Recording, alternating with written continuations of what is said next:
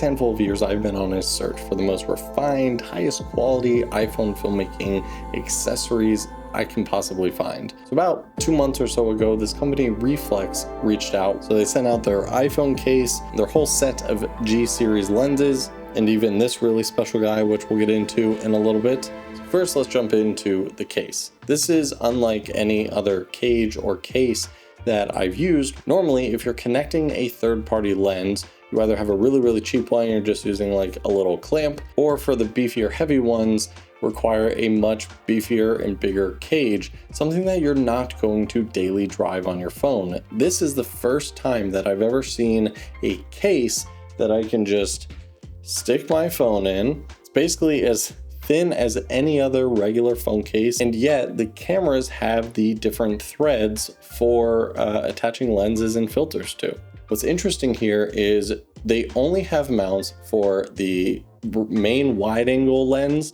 and the telephoto lens. And I actually really like this because it basically takes 1/3 of the guessing out. A lot of people don't memorize which lens is which. And a lot of people may not know that third-party lenses don't really work on the ultra wide angle lens, because most people realize you're just going to get insane vignetting, and like the lenses just don't work on the ultra wide camera, so they don't have any threads on there. And then just so you know, this is an iPhone 16. The bottom one closest to the edge is going to be your main wide angle sensor, and this one right here is going to be your telephoto. But again, even if you don't memorize that, now it's at least a 50-50 chance.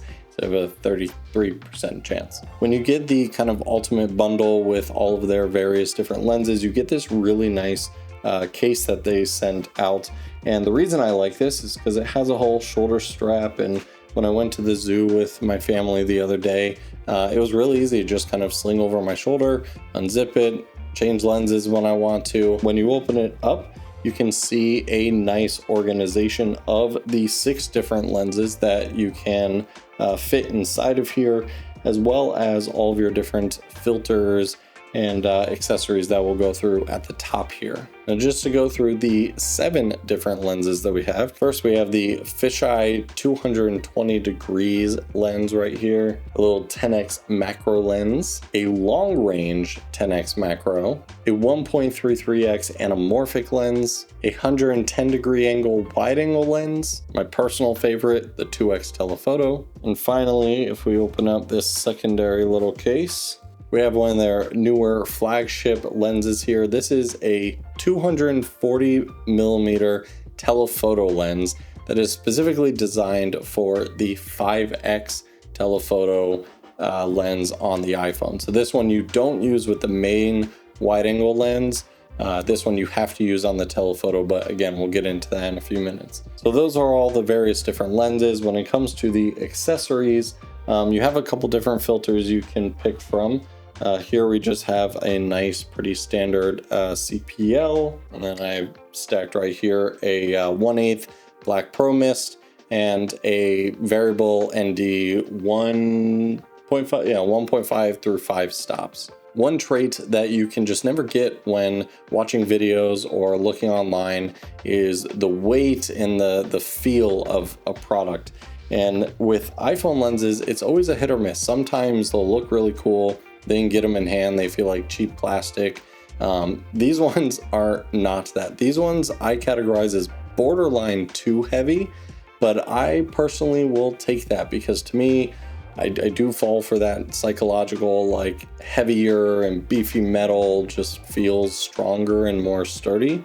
But like, for example, this 2x telephoto lens probably weighs as much as my whole phone, if like it feels almost a little bit more, but it's just a smaller, more denser package. I'll throw up on the screen here what the actual weight comparison of these two products are, but it feels really close. And the part that I really love is their entire system has kind of taken inspiration from what a lot of the full-size, mirrorless camera and cinema camera filters and lenses are starting to do, which is integrating magnets into their products. So all these different lens covers, for example, are just magnetic. And it's so satisfying. It just adds to that premium feel, but of course it just makes everything more efficient. As you can tell from these lenses, they're all various different sizes for the front element. For example, if we take 240mm telephoto and this 2x telephoto, obviously those front elements are very different in size. So with any other system, you'd have to deal with getting different filter sizes or dealing with step up, step down filters. Well, they've thought through all of that. You get this whole range of step up, step down filters, but these two are magnetic, and each of the step up ring tells you which lenses it is for. So if I wanted the anamorphic lens, I know I'm going to use this step up adapter, versus if I just want a filter on the phone with no lenses, then this is the 67mm. So this is what attaches directly to the phone case. And there's a little groove in each of the lenses, and they match with the little kind of groove right here. So you just easily line that up. It magnetizes. I take my filters, that magnetizes. You don't have to sit there and like screw and unscrew all these extra accessories. But of course, the scary part would be if you magnetized the lenses and everything to the phone, because as I mentioned, these things are pretty beefy and they weigh quite a bit. So the only screw-in part is the lens to the actual case, which I wouldn't trust this if this was magnets. So you do screw this into the phone case. It is very much in there, obviously. But then to go from here to, again, if you're inside and you're shooting and then you go outside, oh, I need a variable ND, just magnetizes to the front there. It's variable ND, so I can, adjust my strength right there. Oh, I don't need this anymore. Can pop this on here. If I switch lenses and go to the telephoto, which again, I put on my 5x telephoto lens, and oh no, it's really sunny, so I need my variable ND, line up the step up filter to here, take my filters, magnetize, and boom, now I'm shooting again. Now obviously all of this would be extremely useless if the lenses didn't actually provide a quality image. And through thorough testing in many different types of environments, these lenses are incredibly sharp. I hate utilizing portrait mode and all that, and so whether you're taking photos or you're taking video, adding a lens like this is going to really fool a lot of people into thinking you're using a proper camera, but also it's just going to get you the shot that you want better. And obviously it depends on what type of shot you're getting. If you're going for a macro look, I've gotten some really impressive macro shots where just the sharpening on this fly or bee or whatever I captured a couple weeks ago, trying to remember the footage, is so incredibly detailed. And I wasn't using the 10x macro for this, because as soon as you get close to like a bee on a flower or fly or something, as soon as you get close, it's going to fly away. So the 240mm actually comes with both 200 and 300mm macro adapters. And so again, these magnetize, just go on the front and boom, now you have this macro lens that you can be quite a bit further back and still get that macro look without disturbing subjects that may not stick around if you get all up in their face with the camera. Now, as promised, that's a lot of good things to talk about, and they're all just extremely true. Like, this has quickly become my favorite iPhone filmmaking lens set. But what are some of the downfalls, or what things would I maybe make adjustments for going forward? When it comes to just wanting to utilize like a variable ND filter, for example, I wish there was some sort of attachment that you could cover all three lenses and still use the variable ND. Like I said, it comes with this step down filter where I can plug this in to, say, the main wide angle lens, and then I can slap on whatever filters I want to use.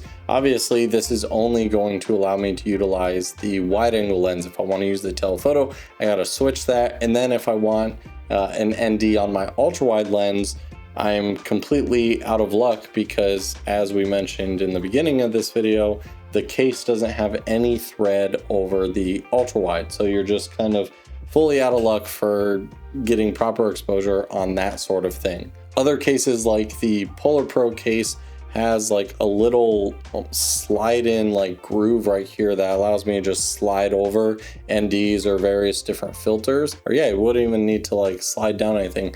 If you added one of these that was like a square cutout to cover all of the lens system and you just slap it on, then you could have this large enough, you know, ND filter to cover all of your different lenses without having to manually switch them around. I guess some could argue that, again, these lenses are almost a little too heavy. I know a big question is going to be, can you utilize these with mobile gimbals? Pretty much the majority of mobile only gimbals are going to be just completely nixed from the equation. I've been testing a bunch of different ones, the latest DJI Osmo, the Insta360, and I even just got in this gimbal, which I don't even know if I'm allowed to show, so this may be blurred out. But it's a mobile specific gimbal that also doesn't work, unfortunately, with the lenses. Obviously, you can go up to mirrorless camera type gimbals, and that's gonna work just fine to balance like the iPhone. But the only mobile specific gimbal that I found works is the 𝗦𝗧𝗨𝗙𝗙. This has been a fan favorite for a lot of you since it came out. When did I do a video? It was like December or something. This thing is big enough and has enough power in the motors to sustain it. You know, while we're here, might as well give you a little proof. So got the 2x telephoto and all the filters on right here. So as soon as I unlock these gimbals, it definitely doesn't look like it's not technically balanced, but when I go ahead and power it on, sorry, like I said, make sure you push this all the way as far as it'll go. All right, so maybe before when I tested this gimbal, oh, I guess I'm right, I didn't put the filter on it, because right now I'm not getting any sort of like balance issue here.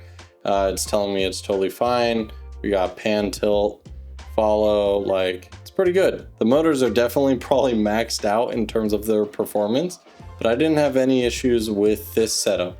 But it does seem as soon as you add on all the filters and everything, before what you saw is the M balance turned red and it was showing this axis. Yep, there it is. And you can see it's hanging. And then if I move it around too much, even the big lens is gonna be max power out here. So I gotta play with this. Maybe if you put a tiny little counterweight over here, that'll fix everything. And obviously if you're using the smaller lenses, like if you want to use like the fisheye, this is gonna be no problem for a gimbal like this. I'm putting on pretty much the heaviest lens.